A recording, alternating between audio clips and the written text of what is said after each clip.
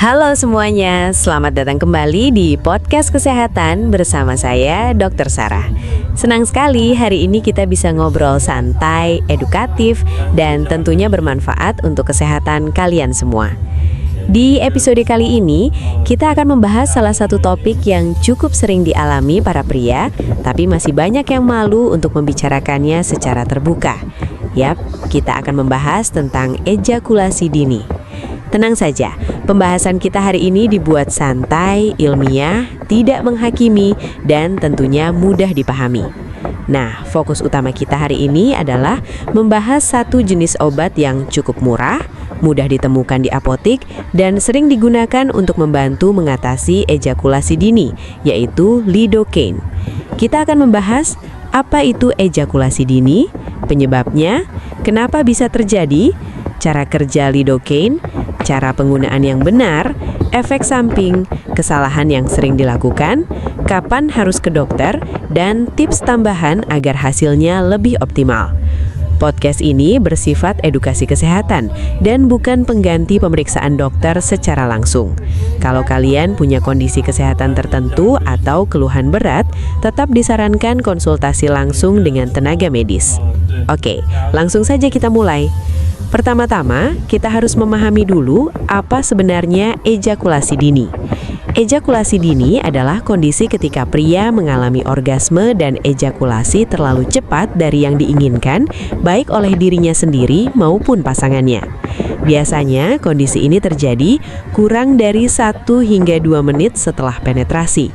Sulit mengontrol ejakulasi dan menyebabkan stres, malu, atau kehilangan percaya diri. Yang perlu kalian tahu, kondisi ini sangat umum. Banyak pria mengalaminya. Bahkan beberapa penelitian menunjukkan bahwa sekitar 20 hingga 30% pria pernah mengalami ejakulasi dini dalam hidupnya. Jadi kalau ada yang mengalami kondisi ini, bukan berarti lemah, bukan berarti tidak normal, dan bukan berarti tidak bisa diatasi. Banyak faktor yang mempengaruhi. Sekarang kita masuk ke penyebabnya. Ejakulasi dini bisa dipengaruhi oleh faktor psikologis maupun fisik. Faktor psikologis misalnya cemas berlebihan, takut gagal, stres pekerjaan, kurang percaya diri, trauma seksual, terlalu berburu-buru saat berhubungan. Sedangkan faktor fisik bisa berupa sensitivitas penis yang terlalu tinggi, gangguan hormon, peradangan prostat, gangguan syaraf tertentu, kurang tidur, kebiasaan merokok, dan alkohol. Kadang juga terjadi karena kombinasi semuanya. Makanya penanganannya tidak selalu harus mahal. Kadang perubahan pola hidup ditambah bantuan obat sederhana sudah cukup membantu. Nah, sekarang kita masuk ke inti pembahasan. Obat yang kita fokuskan hari ini adalah lidocaine. Lidocaine sendiri sebenarnya adalah obat anestesi lokal. Artinya, obat ini membantu mengurangi rasa atau sensitivitas pada area tertentu. Di apotek, lidocaine tersedia dalam beberapa bentuk: krim, gel, spray, cairan oles.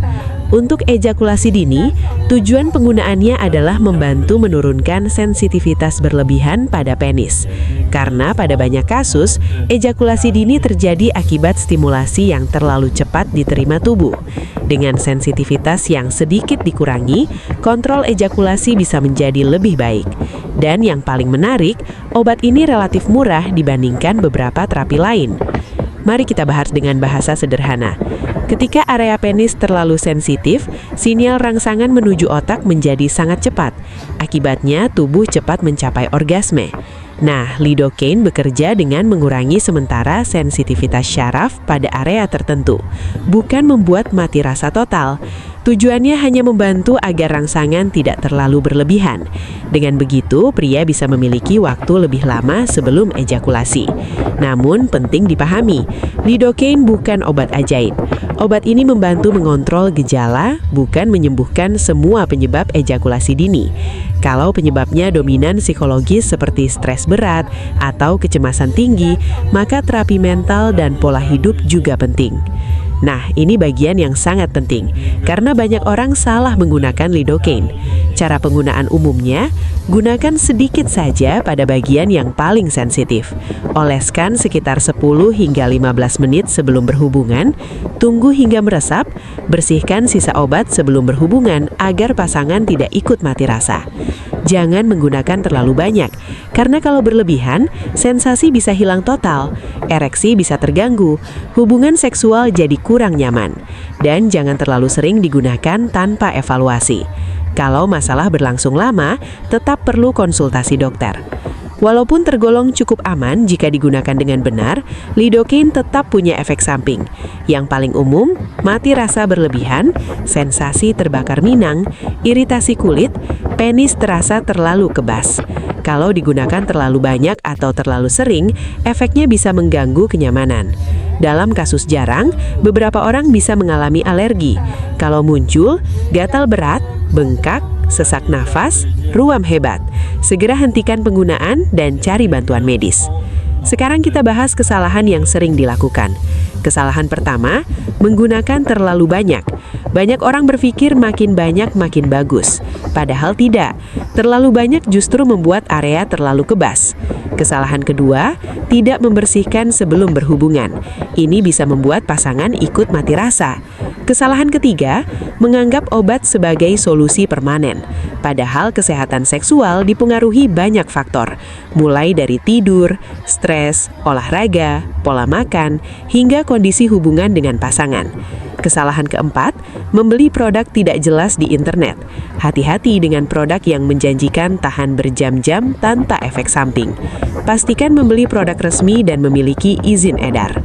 Nah, selain menggunakan lidocaine, ada beberapa tips penting agar hasilnya lebih baik. Pertama, latihan kontrol nafas. Banyak pria terlalu tegang saat berhubungan, padahal ketika tubuh tegang, ejakulasi bisa lebih cepat. Coba tarik nafas perlahan dan fokus menenangkan tubuh. Kedua, tidur cukup. Kurang tidur mempengaruhi hormon dan kontrol tubuh. Ketiga, olahraga rutin. Olahraga membantu sirkulasi darah dan kesehatan hormon. Keempat, kurangi rokok dan alkohol. Kelima, komunikasi dengan pasangan. Ini penting sekali, karena tekanan mental dan rasa takut mengecewakan pasangan justru sering memperburuk ejakulasi dini. Kapan seseorang perlu konsultasi langsung? Kalau ejakulasi dini terjadi terus-menerus, menimbulkan stres berat, mengganggu hubungan rumah tangga, disertai gangguan ereksi, ada nyeri atau keluhan lain, maka sebaiknya periksa langsung, karena bisa jadi ada faktor medis tertentu yang perlu ditangani lebih serius. Dan jangan malu, dokter sudah sangat terbiasa menangani masalah seperti ini. Sekarang kita bahas beberapa mitos. Mitos pertama, ejakulasi dini berarti tidak jantan. Salah, ini kondisi medis yang umum. Mitos kedua, harus langsung minum obat kuat. Tidak selalunya, kadang cukup dengan terapi perilaku dan pengurangan sensitivitas. Mitos ketiga, semua obat tahan lama aman. Belum tentu, banyak produk ilegal justru berbahaya. Mitos keempat, kalau sudah pernah mengalami pasti selamanya. Tidak benar, banyak pria membaik setelah memahami penyebab dan melakukan penanganan yang tepat. Saya juga ingin menekankan bahwa hubungan yang sehat bukan hanya soal durasi. Banyak pasangan justru lebih menghargai komunikasi, kenyamanan, kedekatan emosional, perhatian, dan rasa saling menghargai. Jadi jangan terlalu terobsesi pada angka atau durasi tertentu, karena stres berlebihan justru memperburuk ejakulasi dini. Oke teman-teman, kita sudah sampai di penghujung podcast hari ini. Mari kita rangkum. Hari ini kita membahas tentang penggunaan lidocaine sebagai salah satu obat murah di apotek yang dapat membantu mengatasi ejakulasi dini.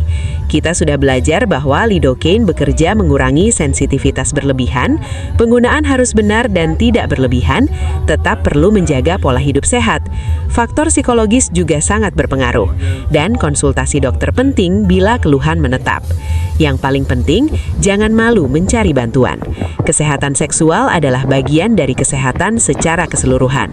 Semoga podcast hari ini bermanfaat, menambah wawasan, dan membantu kalian memahami kondisi ini dengan lebih tenang dan lebih bijak. Kalau kalian suka episode seperti ini, jangan lupa follow podcast ini, bagikan ke teman kalian, dan tuliskan topik kesehatan apa lagi yang ingin dibahas di episode berikutnya. Saya, Dr. Sarah, pamit undur diri. Sampai jumpa di podcast kesehatan berikutnya. Tetap sehat, tetap semangat, dan jaga diri baik-baik.